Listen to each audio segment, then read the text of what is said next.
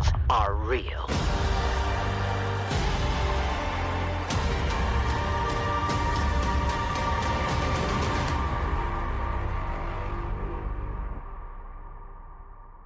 So, here we are. This is it. Modern Warfare Zombies. A game I was incredibly skeptical of pre-launch, really enjoyed it at launch, and a mode that really crashed and burned as the seasons went on. How did a game that surpassed my expectations at launch fall and crumble the way it did?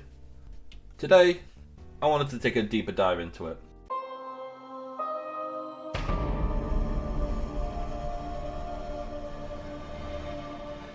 Okay, so let's take this from the top. Why was I so skeptical about MWZ pre-launch? Or hell, all of Modern Warfare 3? For a bit of brief history on myself, I've been following the Call of Duty series since Black Ops in 2010. And in all that time, there's never once been a back-to-back follow-up in any of the sub-series, if you will. Mainly the Black Ops and Modern Warfare games, because, you know, the other ones didn't really perform. But you get my point. So after the very 5 out of 10 Modern Warfare 2 2022, to see that Modern Warfare 3 was coming immediately afterwards in the next year, at full price, felt a bit off. Then, at the reveal, not only was it confirmed that Zombies was coming at launch, but it was being developed by Treyarch. Wow! Treyarch making a surprise Zombies mode in a Sledgehammer title? I wonder where I've seen that one before! Unlike Vanguard Zombies, however, the mode was much more open. The entire new Warzone map at the time, Urzikstan, was the entire playable area, with perks, pack-a-punch, wall weapons, and human AI? Okay. If you're not already aware, Modern Warfare Zombies, or MWZ for short, takes a lot, and I mean a lot, from Modern Warfare 2's DMZ mode the previous year. Meaning, rather than the round-based content Zombies fans were typically used to, the mode will play much more akin to Escape from Tarkov, a mode where you load in with up to 2 bodies, play around in the world for an hour and do stuff like contracts, and then you leave. I really did not like this idea pre-launch. I hated the idea that my Zombies playtime was so restricted. Bear in mind that with Vanguard, we couldn't even pause the game at launch. We did eventually get this feature, but now we wouldn't be able to pause the game at all because you'd have to share the entire map with 24 other players per match on dedicated servers. We all know how that went with Vanguard.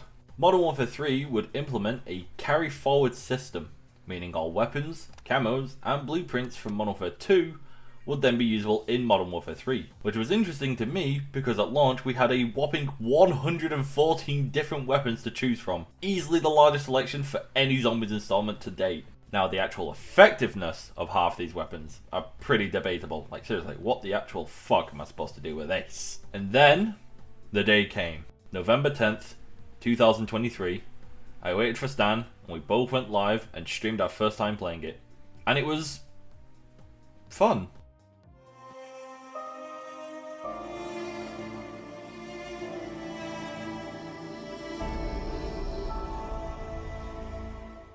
The map was huge, contracts were engaging, and the difficulty was pretty fair. Granted, we played in the Tier 1 zone. Oh shit, the zones! Okay, here's a map of Urzikstan, and here's the Modern Warfare Zombies version. Keen-eyed among you will notice that the map is divided into 3 distinct zones. No coloured highlights is a Tier 1 zone. Here, the zombies are slow, weak, and the only special enemies are the returning Manglers, Mimics, and Hellhounds from Cold War Zombies. The yellow highlighted zone is the Tier 2 zone. Here, zombies will run at the players, some of them even having some light armor on them. Tier 2 zones also throw disciples into the enemy roster. Finally, in the center of the map, we have the red zone, or Tier 3. Here, the zombies will super sprint, have heavy armor, and there are special enemies everywhere to back them up. Also in Tier 3 are these. The Mega Abomination. Similar to the Cold War counterpart, but stronger and resist more damage if you're not damaging the very obvious weak spot.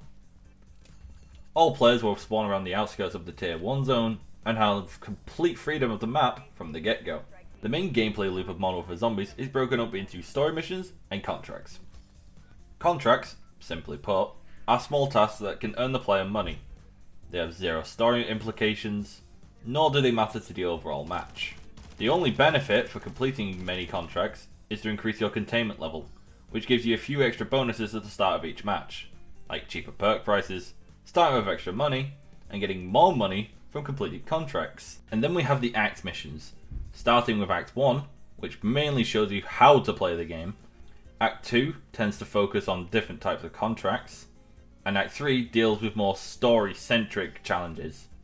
Each act ends with a story mission, which will pull you out of the match you're currently in into a separate lobby where, upon completion, you unlock a very nice looking cinematic cutscene, with the end of Act 3 having you fight Orcus, a giant ether worm. Something I appreciate about the story missions is after completing it once, the exfil will always be available to you in every match going forward.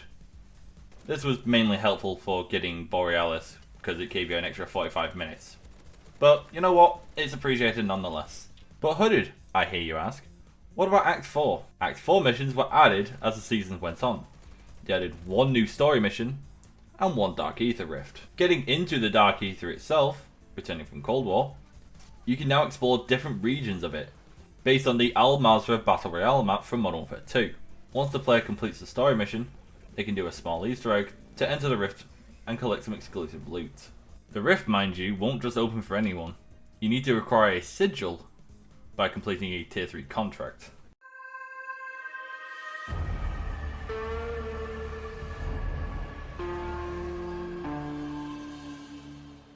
Okay, we're about to load into a match. What do we need? First, I need a weapon. By the time this video releases, Modern Warfare 3 will have an additional 25 guns to play around with, from returning classics to forgettable slop, and even new genuine bangers. But why don't I hand you over to someone who actually knows what they're talking about? Nova, the stage is yours.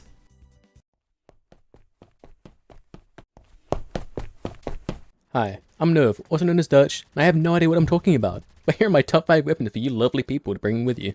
Number 5, we have the Compass Razorback. It's my personal number 1 assault rifle in Modern Warfare Zombies, for its great range, fucking god-awful look, its amazing rate of fire, and that's all factory new chat. Throw on some attachments, and bring it to its fullest potential, surpassing every other gun in the category, unlike myself who only managed to disappoint your chat. Anyhow, on to the Bruin. What's not to love? Returning from MWIII 2019, turn this bad boy into a tax stamp machine and rinse the undead into the holes those fuckers crawled out from. Seriously, fuck these guys and the glowing eyes and the soft nose. Oh yeah, and for attachments, I recommend these.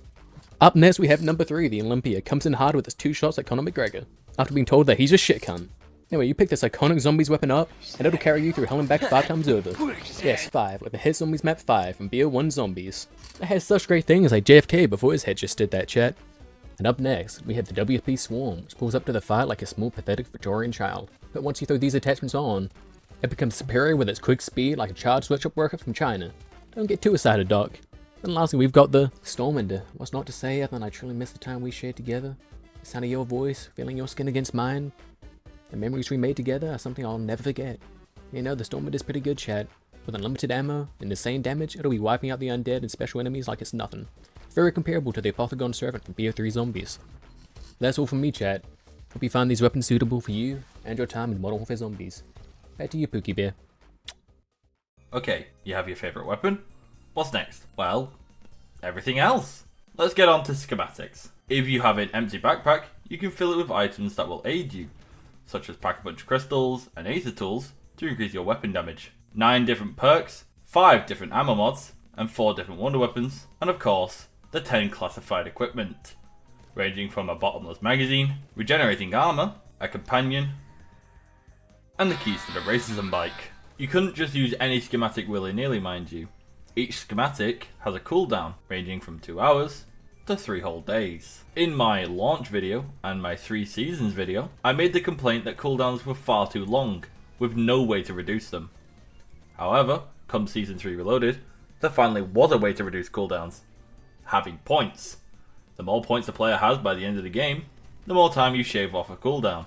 And when Season 4 Reloaded dropped, it came with another method, the Unstable Rift. Now you may be wondering why I didn't mention the Unstable Rift during the Dark Ether segment. Well, that would be because the location is just reused from a prior rift. Unlike the previous rift, however, you are trapped in a small play area with hordes of zombies, hellhounds, special enemies, coming at you at full force. All the player has to do is survive the 5 waves, and then boom.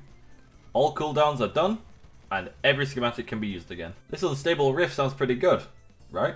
Well, I do take one major issue with it. At the end of each round, a HVT will spawn. On their own, not a problem. Easily dealt with. However, by round 4 and 5, not only will more HVTs spawn on the field mid-round, but you also have to deal with the constant special enemy spam and zombies on top of multiple HVTs that will just tank all your shots. Overall, although schematics are in a much better place now than they were at launch, the system is far from perfect. Oh, a quick side note about stash sizes, because I know I brought them up in the last 2 videos. The universal stash size is now 20 instead of 10, and one of the rewards in the Season 5 Reloaded Rift will increase it to 30. Yippee! Okay, spawned into the game, but you only have 1 hour play. How would you get more? Well, the most efficient way would be to raid a mercenary camp, which transitions nicely into how I feel about mercs as a whole. Overall, I don't think the standard foot soldiers are all that bad. The shield troopers can be a bit annoying, but that's only if you don't have any grenades on you. Each camp has a guaranteed 2-plate vest and a keycard to a merc stronghold, after which you crack the safe inside.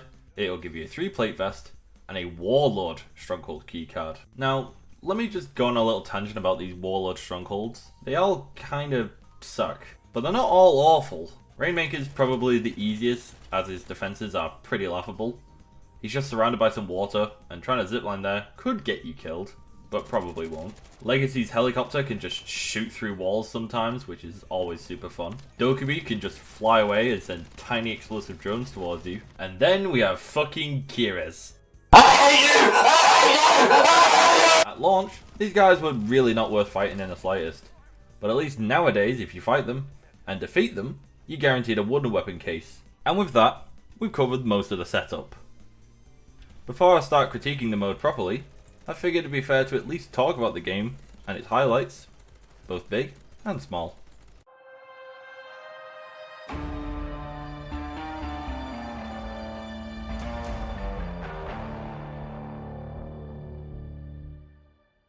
Squadding up with random people is pretty interesting. If you die at any point, you can call for help, meaning any nearby player can see that you need reviving. Reviving a dead player takes a little longer than just a downed player, but they'll be much more grateful to you. If you do die, however, you can utilise the in-game text chat, which is public to all players within the match, to give your location. If the guy you ended up rescuing ends up being dead weight, just leave the squad and go on your own adventures. Or you can be like Stan and get yourself dragged into someone else's adventure. Oh, we can just go. Oh, both successful. I didn't even have You to. know. Wait, fellas. Oh, look at all those Uh-oh. wedgelings. Can we actually just go? Fellas, did we initiate that, or was that someone else's? I don't know. Hey, Yeah, you know what? It'd be really funny if we've gone to the wrong Dark Ether. Did Oh, my game crash? fuck's What's sake! going Don't on? tell me we did. Oh my god! I don't want to do that again. Please. Yep, it's a side mission. Yo, guys, look in PCs. Ah! After a few tweaks post-launch, all 4 wonder weapons are actually pretty solid. The ray gun is probably the least good of them all, but it's nothing to scoff at. The Scorcher is easily the best of the 4. Not only is it good for traversal, but it can also wipe out hordes of zombies from your sight in an instant. The Wunderwaffe is really good at crowd clearance.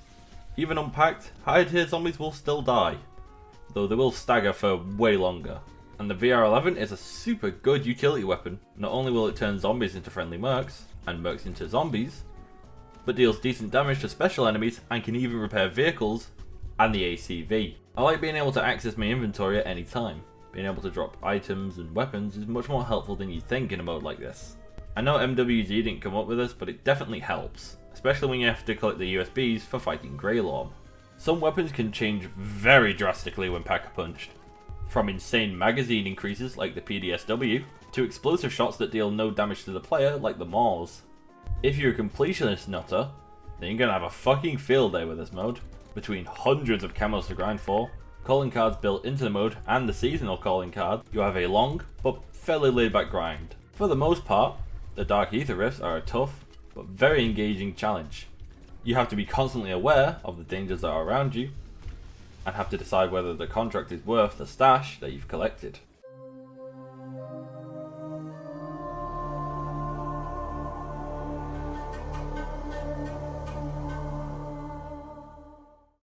So the mode definitely scratched an itch for me, and had me hooked. So how did it fall off for me?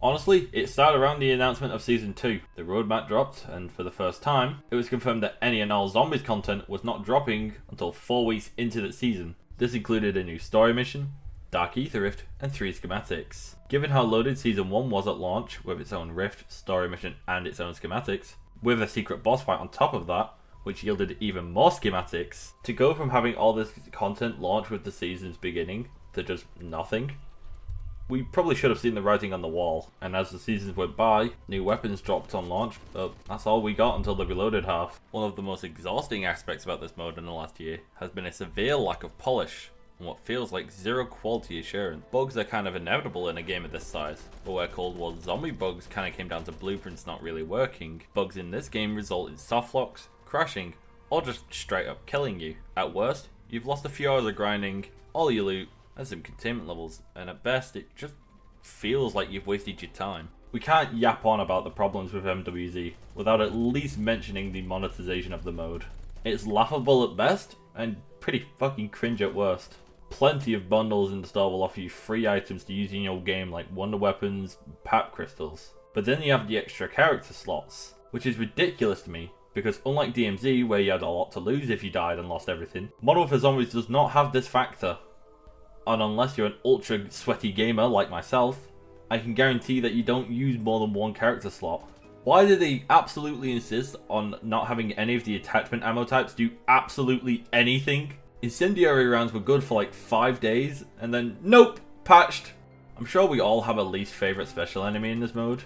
For me, I can't fucking stand Mega Abominations. The idea is that you need to shoot the glowing heads, right? But if you don't have any way to get any kind of elevation, you basically have to try and run from him. But he'll constantly lunge at you, so you just have very small windows to hit him for crit damage.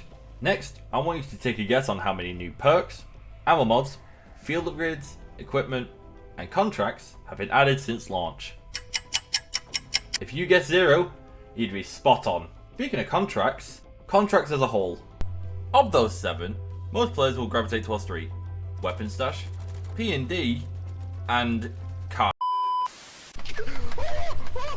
Chuck Green kind of looks like Jake Paul.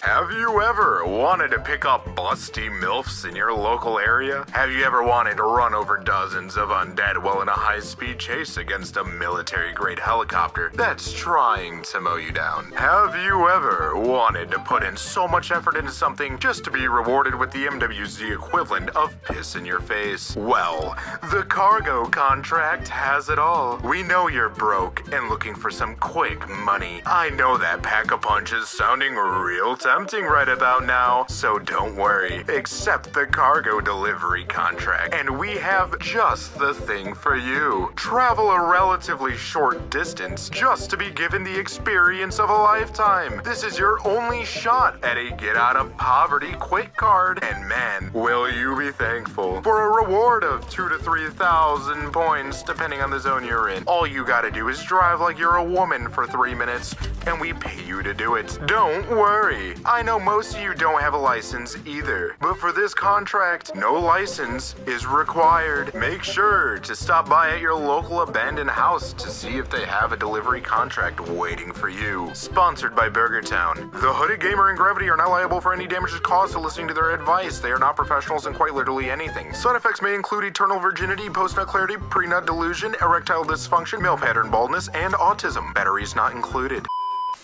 While I have no real complaints about the wonder weapons as a whole, the VR11 has a bug where, even with speed color, your empty reload animation will still be at normal speed, though you can reload cancel to stop this. Can we all agree that vehicles in this game are just a big fucking joke? They're too spread out to be convenient, and incredibly fragile when you're driving them. Even if you do find one, they control like grinding 2 bricks against one another. 9 times out of 10, you'd be better off just running to your destination and hoping you find an ether rift that you can teleport with. My last point is about the buy station, or rather the lack of any major changes to it. Other than 3-plate armor vest being available in tier 2 somewhere down the line, there was a missed opportunity, I believe, to incorporate some kind of containment reward tied to it. Imagine a buy station that had 40% of the prices slashed. Trade it out for the mystery box one, because who actually uses the mystery box in this game? I think it's time we talk about MWZ's most glaring issue in my eyes.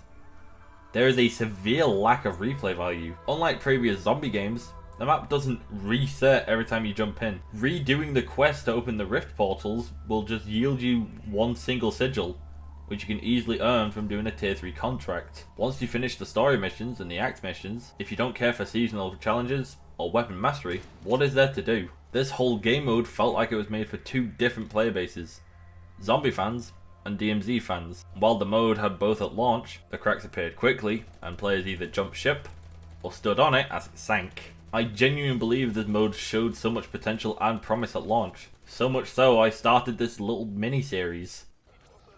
Before we conclude, I want to give the spotlight to someone who sat through every single story mission with me, helped me out immensely through the early missions, and is a dear friend to me. Nikki G, share your thoughts. Modern Warfare Zombies is a unique mode, and I can't talk about it without first discussing DMZ. Call of Duty's first extraction game mode, I was immediately drawn in by the unique freedom and sandbox nature. Combine that with the fact that PvP could be partially avoided, and I quickly became heavily invested in the mode and where it would go. Features such as the weapon cases, faction missions, and the M13B being only unlockable in DMZ left many fun objectives to pursue. Going for these challenges felt fun and rewarding, and brought a kind of enjoyment that I almost never experienced outside of zombies. I remember even then wondering how some of these mechanics would interact with an Outbreak-style zombies mode. Throughout DMZ's life cycle, this would happen again and again. Building 21 provided a high-risk, high-reward opportunity that required a special keycard to enter. Additional weapons cases, infill zones, and bosses provided a solid model for post-launch content. A collectible intel system provided further depth and intrigue. The keys in locked rooms rewarded map knowledge and were extremely satisfying to make use of. All are features that would be simply awesome if integrated into a PvE zombies mode. With the addition of Koshi Complex, we got access to a multi-part quest to unlock the Heated Madness blueprint. This was one of my favorite additions to the mode. A long but doable quest that involved puzzle solving, high skill, and high knowledge that rewarded you with an awesome blueprint. This was a level of quest that often felt missing in many zombies experiences. Furthermore, the addition of the bartering system felt like a natural progression of the looting system. This rewarded good inventory management and game knowledge, provided practical uses to virtually all lootable items, and opened up the opportunity for even rarer unlockables such as the Serpentine camo. With that out of the way, it should be apparent that, as a DMZ fan, I was very curious to see how this would translate to zombies. I was excited to see what kind of crazy Easter eggs could be created with these systems, what kind of bosses we would fight, and how the extraction genre would fuse with the DNA of Cold War's Outbreak. Moving on to the launch of the game, I had mixed feelings, but the best way I could sum it up is that I knew the game had potential. It felt strange, like DMZ, but not quite. The map was huge, and it felt like there was a lot to discover. One such secret was the hidden teleporters around the map, which offered a quicker way of getting to certain parts of the map and rewarded those who had a guide on hand. When combined with the free perks and the chessboard Easter egg, I felt that Treyarch had put an extra layer of thought and effort into this mode that was very much absent from Vanguard Zombies. Unlike Vanguard, MWZ also featured a brand new wonder weapon, the Scorcher. Its killing capacity felt inadequate, but it really shines in its mobility. Having the Scorcher feels like being a superhero, being able to traverse the map in a vastly superior way to any vehicle. Flying around with this thing is both fun and practical, allowing you to swoop in and grab contracts before anyone else can. But we'll get to that later. The act challenges, while oftentimes basic, provided a clear goal and focused objectives, with a satisfying and definitive sense of progression. The story missions were a cool idea, and I liked that I was able to replay the missions at any time I wanted to. I was amazed that we got 3 cutscenes at launch, 4 if you count the intro, and left me really hopeful for the story of the game. However, the first 2 act cutscenes felt uninspired and didn't really give me the sense of excitement that Zombies usually provides. I felt like I was being told a story disconnected from the one I cared about, and there wasn't much encouraging me to care. Besides Ravenov, the characters felt meaningless and were more like white noise than anything else. Barrera is beyond annoying. Kapoor and Dobbs act like they're your best friend despite us knowing nothing about them, and Fang feels like she is just trying to be the new Raptor 1. Miller feels the most like an afterthought, only having a few beyond pointless voice lines.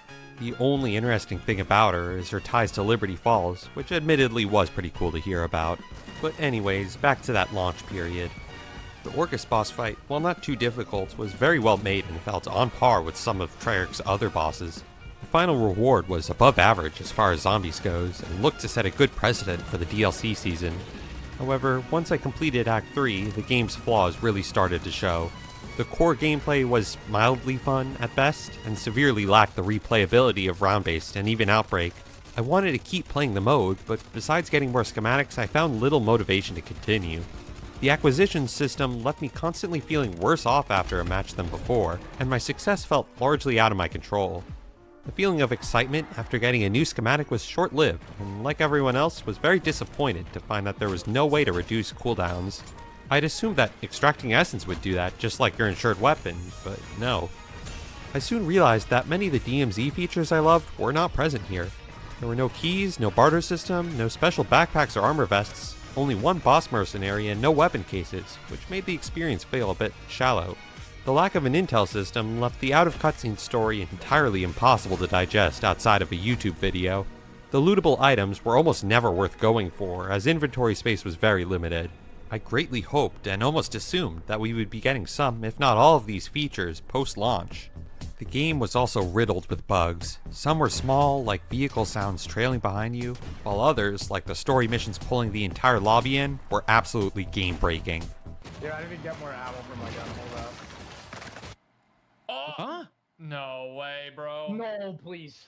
No. Wait, why did we get pulled into that? Wait. Crashes were very frequent, and the servers felt barely capable of handling the game.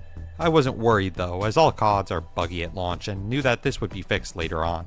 Despite all these shortcomings, I was still hopeful for the mode's future. The contracts were varied and well balanced, besides one, and like DMZ would surely have more added post-launch. There was a variety of enemies at launch, and I was excited to see what else would be added. Enemies such as the Krasny Soldat and the Tempest stood out as fun additions to the mode, but any enemies added would simply add more depth and variety to MWZ. Season 1 marked a clear high point for the mode. While it was awkward that there weren't any non-story missions, the story mission had an awesome cutscene that left me curious for the first time for what would happen next. But more importantly, we were introduced to the first Dark Aether Rift. While it was a reused locale, I really appreciated just how much it was transformed, beautifully showing off the Dark Aether's colors and atmosphere. The Rift offered a significant expansion to the gameplay that MWZ offered, giving us access to powerful new acquisitions and a way to extend each MWZ match. Two of the contracts were fun and fair, but the escort contract was less so. If you didn't have a VR11, it was near impossible, and there didn't exist a schematic for it at the time. My ability to unlock the new schematics were reliant solely on my luck with getting it. Speaking of the VR11, the addition of this weapon was a pleasant surprise to me. It's one of the few utility weapons, and I thought it was a perfect addition to a mode where the focus was on objectives, not just mindlessly killing. The new schematics were also a welcome addition. The dog bone was nice, but the golden armor plates were game-changing. Using it feels like taking a significant jump in survivability, and I felt like I never wanted to play without them. The Ether Blade was also very powerful, but felt even more creative. I have a ton of fun using it, and I couldn't wait to see what other types of equipment we could see. However, the secret star of the show for Season 1 was Greylorm. An almost unadvertised feature, it felt like a massive cherry on top for the mode. Greylorm is a giant challenge that the whole match could help with, and gave access to some of the best schematics in the game. At first I was afraid that he would be too difficult for solo players, but once I saw some people do it, I was reassured. While it was partially a reskin of Orcus, he had some new attacks that felt surprisingly well balanced. Fighting him made my heart race, and was an absolute blast. I was very excited to see what kind of summonable bosses we would see in the future. But then came Season 2. When the roadmap was revealed, it felt like a slap in the face. 0 new content at launch for a zombies-themed season. Are you kidding me? There had been word of Treyarch quitting development of the mode, but I didn't expect the effects to be so drastic and so soon. This dry spell had to end. Season 3's roadmap came around, and it's the same situation. Identical content to Season 2 and nothing at launch. Season 4, no content at launch. Season 5, no content at launch. Treyarch was gone, and Sledgehammer couldn't or wouldn't provide enough content to keep the mode as alive as it was in Season 1. Now that we've taken a visit at MWZ's timeline, I'm going to discuss my overall thoughts. If I had to describe this game in one phrase, I would call it a missed opportunity. Season 1 was so promising and the game had the framework for so much more, but we just never got it. Activision told creators that Season 1 would set the standard for MWZ's post-launch content, but this couldn't be further from the truth. We didn't get any more wonder weapons, which was one of the things I was most looking forward to. We didn't get any more bosses to summon, which may have been most disappointing, as Greylorm is the only fun, replayable challenge, on par with the round-based Easter egg. Like, why even have the text "summon complete" if you're not going to add more summons? And speaking of Easter eggs, the quest to unlock each rift felt like an attempted Easter egg, but certainly weren't. The map was way too large to hunt for the egg normally, and was more like an Easter egg hunt of Reddit to find information. Some of the steps were kind of fun, but that doesn't even matter because we can't replay these quests if we wanted to. I very much dislike being unable to replay content, so even though this isn't a huge deal, it still irks me that I can literally never replay any of these quests in my life unless I rebuy the game on a new account, which won't happen.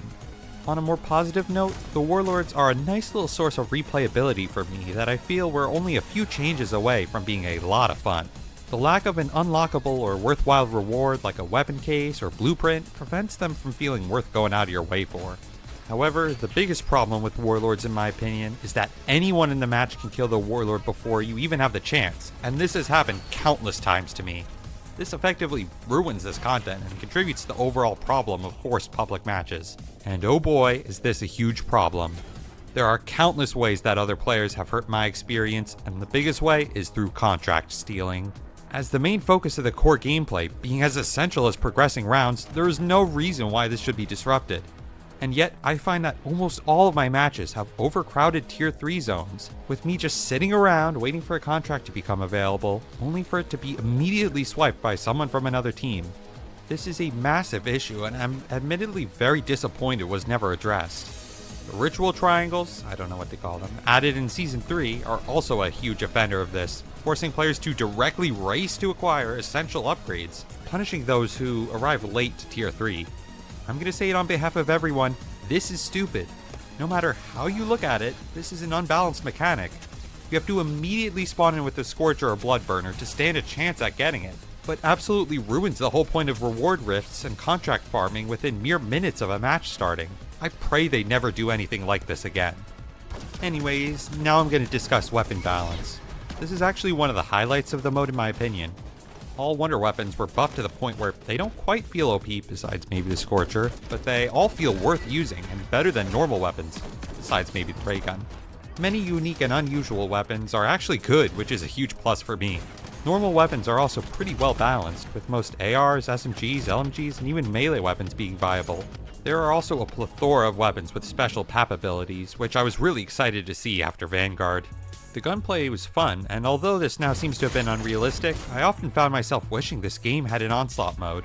This would allow me to hop in and have fun with these weapons without the complications and issues present in Urzikstan. Speaking of which, I was very disappointed to find that there were no additional infill zones added to the mode. DMZ had 4 separate infill zones alongside Koshi Complex, which behaved like the Dark Ether rifts. I was almost certain that Fortune's Keep would be added because there's already zombies in the map from a Warzone event. It pains me to think that Sledgehammer went through the effort of putting zombie spawners, traversals, and even unique VFX into this and multiplayer maps, just for this to never be added to actual zombies. Uh-oh, it looks like it's time to talk about the Unstable Rift. At the very surface, it seems almost appealing. A way to fully cool down your schematics that provides you with the tools you need, where your only objective is to survive, sounds not too bad. However, to put this lightly, this was the worst piece of garbage they could have possibly added to the mode. I'm sure that others who've done it can agree. Finding the obelisks to get in is enough of a pain, but the fact that people can just steal it from you is terrible game design and is incredibly frustrating. And yes, this has happened to me several times. Things don't get much better inside the Rift itself. Instead of being a fun test of skill, it's just a constant onslaught of high health zombies that can easily outrun you, and your only choice is to abuse explosive weapons like the RGL and crossbow. There is no fun, there is no skill, and I'm surprised this was even approved. After getting the camo, I now have less than zero motivation to do this again. A better Rift to look at is the Season 3 Rift. I really appreciate the 3 special abilities you get, and I like how they directly help fight the insane amount of enemies spawning. I also love that this rift adds a way to get a guaranteed Elder Sigil. On another note, the story for MWZ is hard for me to appreciate. It is disconnected from the story we already are invested in and does nothing to change that. The story isn't going anywhere fast, and the main villain has done quite literally nothing since the intro cutscene. Besides the few tiny references to Black Ops 6, there is nothing here I really care about. Lastly, the amount of performance and server issues still present make it difficult to enjoy what content there is. MWZ expands upon Outbreak in enough ways to make Outbreak feel unfun, but is too unstable to enjoy these improvements. Combine this with the fact that the mode has little replayability without new content, and I find it difficult to favor anything not round-based. Over the course of the game's lifecycle, I went from loving MWZ to almost hating it, and this shift shocked even myself. Another thing I should mention about no private matches is my concerns that the game will become unplayable after the game's lifecycle. What I mean is that there won't be anyone playing, so you could never get a lobby to start. This could easily be fixed by having the game not require any players in order to start a match, but this is not guaranteed to happen. I fear that this mode may become like Cold War's Fireteam, with experiences like Greylorm and the Warlords being lost forever. I hope that Sledgehammer makes sure that this mode remains playable for years to come. I could keep going on and on with little details and such, but I'll wrap things up here. With Treyarch dropping the ball halfway through, it makes me wish that Activision either fully committed to the mode or didn't make it at all. The content beyond Season 1 was subpar and featured some questionable game decisions. Outside of 2 cutscenes, the story was unexciting and never went anywhere. Lastly, the game's legacy is in jeopardy without private matches and may get buried from our memories forever. Not to be dramatic, of course. Anyways, that's been my thoughts on Modern Warfare Zombies. Definitely feel free to let us know your thoughts in the comments and what you agreed with and disagreed with. I'd love to discuss. There are many more things to discuss, like Essence reducing schematic cooldowns, the camo grind, exfil streaks, and no way to guarantee weapon rarity, but for the sake of time I won't go into these. And of course, a big thanks to Hooded for having me here.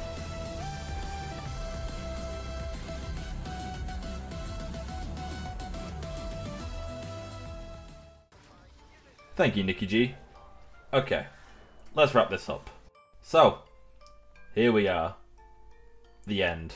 Black Ops 6 is just a few weeks away, and I'm cautiously optimistic for it. But knowing that if BO6 fumbles its opening months, it'll just be forgotten about by Activision, and it's kinda soul-crushing. Will I play MWZ again in the future? Maybe once or twice, but time will tell. That same sentiment kinda goes to all of Modern Warfare 3. Is it the worst COD game ever? No, far from. Does it feel like the most rushed out of any of the COD games since the last Modern Warfare 3? Yes! This entire game as a whole had a few gems in it, but most of it is in a pool of microtransactions, Warzone life support, and a horrible campaign. Thank you all for watching. I do hope you enjoyed this one, and I apologise if there was anything I just completely overlooked and missed. There was a lot of stuff in this game, and I don't feel like everything was really needed to be included, but if you feel like something should be, let me know. I want to say another thank you to Nikki G, as well as Grav, Stan, Pat, Texas, Angelo, and Nova. As disappointing as the life cycle as Modern Warfare Zombies has been, you guys made it much more bearable. This will probably be the last critique video I make, at least for COD. Black Ops 6 is kind of a make or break for the series for me. I can't hate the series as a whole, but god can it be exhausting to follow sometimes. Expect Black Ops 6 streams and maybe videos depending on how much I like the game. But that'll be at another time. Bye bye now.